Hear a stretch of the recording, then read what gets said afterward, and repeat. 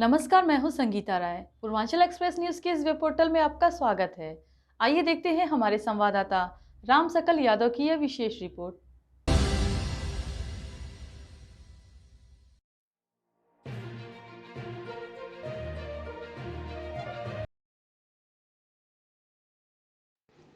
आजमगढ़ कानून व्यवस्था के मामले में देश ही नहीं पूरी दुनिया में योगी जी का उदाहरण दिया जाता है, क्योंकि 8 साल के कार्यकाल में पूरे प्रदेश में कहीं कर्फ्यू नहीं लगा, जबकि अखिलेश के 5 साल के कार्यकाल में 17 कर्फ्यू लगे।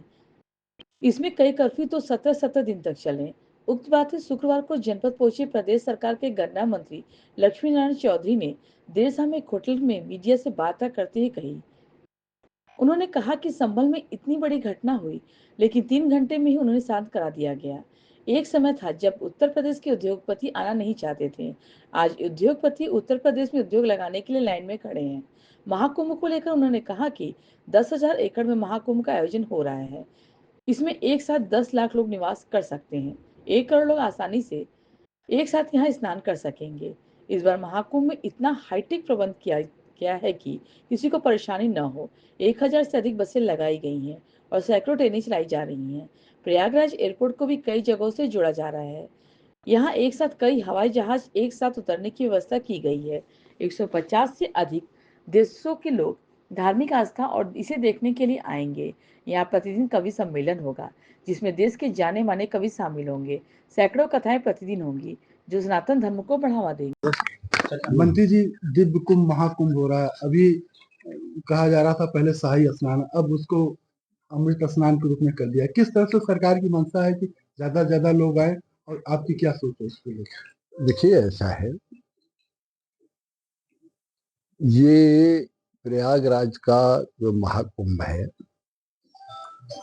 ये भूतो न भविष्यति, न पहले कभी ऐसा महाकुंभ हुआ होगा और आगे भी संभवतया ऐसा होना बड़ा कठिन है। 10,000 एकड़ में महाकुंभ का प्रबंध किया गया है। इसमें एक साथ 10 लाख आदमी रात्रि निवास कर सकता है। एक साथ 1 करोड़ आदमी, इतने घाट बनाए गए हैं। 12 किलोमीटर लंबा एक ही घाट, और बाकी जो छोटे घाट बनाए गए हैं। एक साथ कम से कम 1 करोड़ आदमी वहां स्नान कर सकता है। सुविधा सुरक्षा के पूरे इंतजाम किए गए हैं। पूर्व में भी जब ये विभाग भी मेरे पास था, जब कुंभ हुआ 6 वर्ष पहले, ईश्वर की कृपा रही, एक जेब कटी की घटना नहीं हुई, एक भी किसी एक्सीडेंट की घटना कोई नहीं हुई, एक भी कोई खोया पाया जो प्रबंध किया गया था उसमें कोई भी एक बच्चा भी ऐसा नहीं हुआ है कि कहीं खो गया हो और न मिला हो। किसी भी बहन बेटी की छेड़छाड़ की कोई घटना नहीं हुई, कहीं कोई मारपीट की घटना नहीं हुई। अब के इतना हाईटेक प्रबंध किया गया है कि किसी भी सुविधा और सुरक्षा की दृष्टि से कोई भी तकलीफ किसी को नहीं हो सकती। हजारों बस लगाई गई हैं, जिससे आने जाने में किसी श्रद्धालु को कोई कष्ट ना हो। 9 रेलवे स्टेशन बनाए गए हैं, जिनमें सैकड़ों ट्रेन चलेंगी, जिससे कोई किसी प्रकार की परेशानी किसी भी श्रद्धालु को ना हो। इसके अलावा प्रयागराज एयरपोर्ट को भी अनेक स्थानों से जोड़ा जा रहा है, जिससे एक हवाई यात्रा करने वालों किसी भी श्रद्धालु को भी कोई कठिनाई ना हो। हवाई अड्डे को इतना विशाल बना दिया गया है कि जहां एक साथ ही कई हवाई जहाज उतर भी सकते हैं। स्वयं माननीय मुख्यमंत्री जी संज्ञान ले रहे हैं। अब तक कम से कम कुंभ क्षेत्र की निगरानी के लिए और तैयारियों का जायजा लेने के लिए, प्रबंध देखने के लिए 25-30 बार कम से कम स्वयं जा चुके हैं, और लगातार उनका जाना रहता है। आदरणीय प्रधानमंत्री जी भी उस तैयारी को देख चुके हैं। ऐसा अनुमान किया जा रहा है कि इसमें 40 से 50 करोड़ आदमी श्रद्धालु अब के महाकुंभ में आएगा।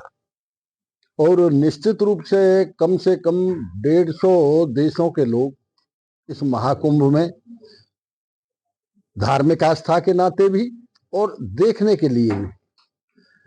कोई भी ऐसा पद्मश्री और कोई भी ऐसा कवि नहीं है, प्रत्येक कवि उसमें प्रतिदिन कवि सम्मेलन चलेगा। भारतवर्ष के प्रत्येक राज्य के सांस्कृतिक प्रोग्राम उसमें होंगे, 45 दिन होंगे, सैकड़ों कथाएं रोजाना होंगी।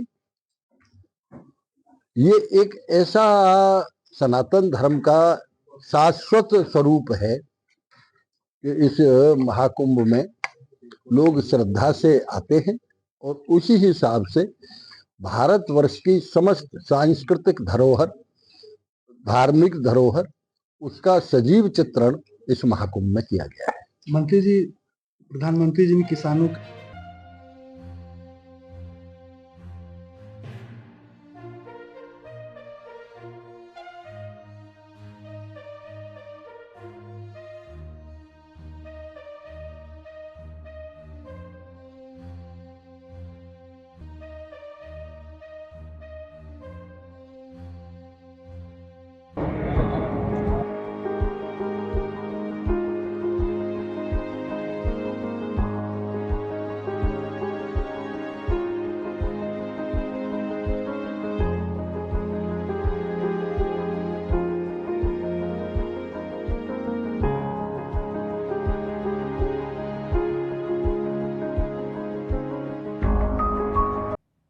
अगर आपको हमारी खबर पसंद आई हो तो हमारे चैनल को लाइक, सब्सक्राइब और शेयर जरूर करिए।